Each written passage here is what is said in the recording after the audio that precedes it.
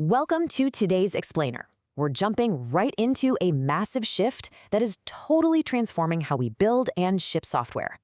Today, we're talking about how to optimize your CI/CD pipelines, slash those cloud costs, and most importantly, eliminate the absolute nightmare of hard-coded AWS credentials.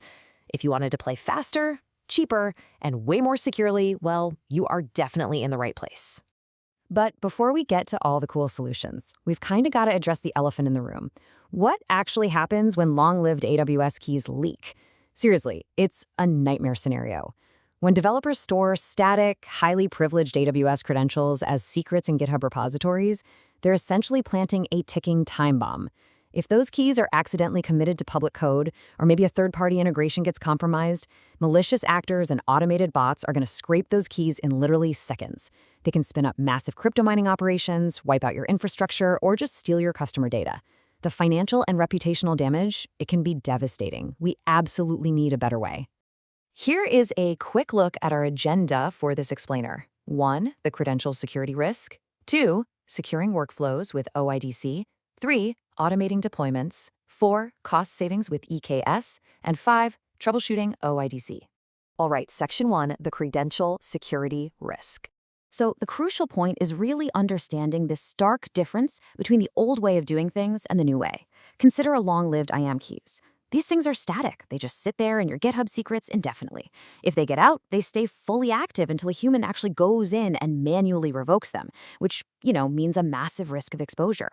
Now compare that to the modern approach, short-lived OIDC tokens.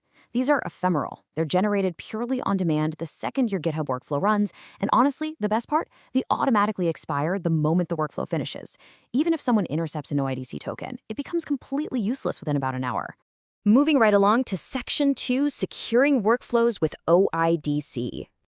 Okay, let's dive into this. Open Identity Connect, or OIDC, is an identity layer built right on top of the OAuth 2.0 protocol. Instead of handing GitHub a permanent username and password to your AWS account, OIDC establishes a federated trust relationship. It essentially allows GitHub to knock on the door and say to AWS, hey, I can verify that this specific workflow in this specific repository is running right now. Can you give it a temporary pass to do its job?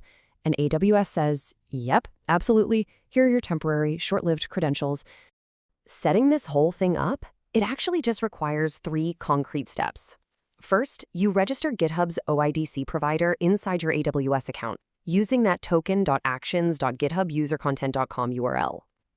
Second, you create an IAM trust policy. Now, this is where the absolute magic of least privilege happens. You don't just open the door to all of GitHub. You use a string condition to restrict role assumption exclusively to your specific repository. Actually, scratch that. You can even restrict it down to a specific branch if you want. Finally, your GitHub action assumes this role to get those temporary credentials. It's just a brilliantly secure handshake. Next up, Section 3, automating AWS deployments. And this brilliantly illustrates our next tool. If you're dealing with massive deployment scale, you really need the Actions Runner Controller, or ARC. Think of ARC like the manager of a super smart coffee shop. When your developers push code, ARC instantly spins up temporary Kubernetes pods, these are our baristas, to handle the GitHub Actions workflow. And once that deployment job is done, ARC just terminates the pods. Poof, gone. Instead of paying for dedicated servers that just sit around idle waiting for a workflow, you are literally only paying for compute when code is actively being deployed. The versatility here is absolutely incredible. Once your GitHub action is authenticated via OIDC, using the official configure-AWS credentials action, you can deploy to almost anywhere in AWS. You can target EKS auto mode for your self-hosted runners. You can push containers directly to ECS Express mode, which, by the way, handles the load balancer and Fargate scaling for you automatically. You can deploy source code straight to AWS App Runner, or you can trigger serverless AWS Lambda updates and even apply Terraform infrastructure as code changes. All of this shebang happens seamlessly, automatically, and without a single static password. All right, Section 4, cost savings with EKS. Now, what's really interesting about this slide is this massive number, 77%. This is not some theoretical pie-in-the-sky number. This is the proven cost reduction you can achieve when you transition from paying for premium, large-hosted GitHub runners to actually managing your own self-hosted runners dynamically on Amazon EKS Auto Mode. Let's break down the exact data behind this. Just to put that into perspective, compare a highly active development team running 12 concurrent CI/CD jobs for 1 hour a day over a month. Using GitHub's standard 8-core large hosted runners, that volume is going to cost you around $731. But running those exact same workloads on EKS Auto Mode using M7A 2x large spot nodes, your cost drops down to just $170. That is a remarkable difference for sure, especially when you start scaling this up to an enterprise level with hundreds of developers. So how exactly does EKS Auto Mode pull this off? Well, it really just comes down to incredible efficiency.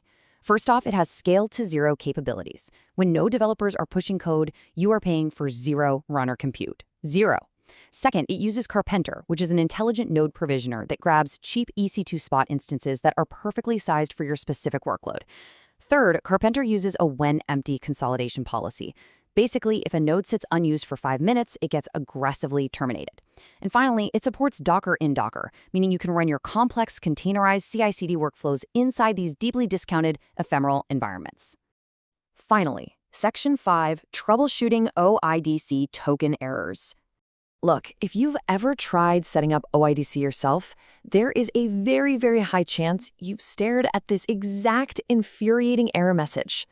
Credentials could not be loaded. Please check your action inputs. Could not load credentials from any providers. It is incredibly frustrating. Your workflow was running just fine, or maybe you just set it up perfectly according to the documentation, and suddenly GitHub just absolutely refuses to talk to AWS. Let's move to the fix and see how this builds our secure pipeline. Because the solution is remarkably simple once you know it. You must explicitly add the block permissions ID token right to your workflow YAML file. Why? Well, because by default, a GitHub Actions job is only granted a standard token, and that standard token cannot communicate with external cloud providers. To use OIDC, the job needs to request a special identity token. Without explicitly granting the right permission for the ID token in your YAML, the workflow is blocked from generating it entirely, and the authentication just fails. So add this one little line, and your pipeline will securely connect to AWS. I want to leave you with this final provocative thought. Are your deployment pipelines running on borrowed time and static keys? Today, we've seen the sheer power of combining OpenID Connect for zero trust security, Actions Runner Controller for dynamic scale, and EKS Auto Mode for massive cost savings. The tools are right here. They are ready to be used. It's time to modernize, secure your infrastructure, and let the automation do the heavy lifting for you. Thank you so much for joining me on this explainer, and I absolutely cannot wait to see what you build securely.